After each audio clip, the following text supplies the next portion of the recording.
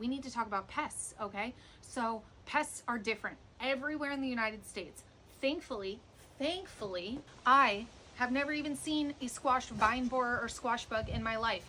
And I hate that because I know so many of my friends on here that struggle so bad with those things. So I don't have to worry about those. I don't have to do anything to prevent those.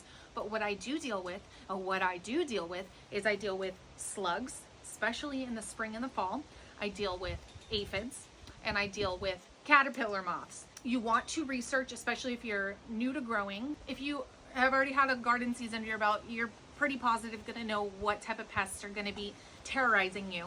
You want to go into the season prepared with tools to be able to prevent those. So I'm going to tell you what I'm going to do personally and what I have done for my garden pests. One, there is something called neem oil.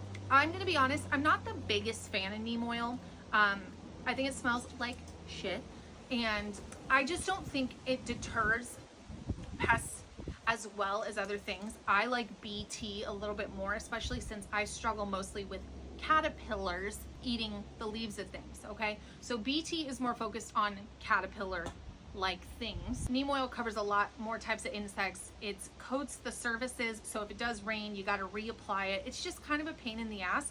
I'm not saying it doesn't work, okay? I just prefer BT for my personal issues. The second thing I'm going to be doing is diatomaceous earth. That helps with earwigs, flies, and then it helps with slugs too. There's the slug issue, okay? And then another thing you're going to want to do is you're going to want to check your garden. This is my biggest issue, is I always have so much going on in the garden that I forget to take the time to get up close and personal with my plants and say, oh wow, there's some eggs on the back of this leaf, okay?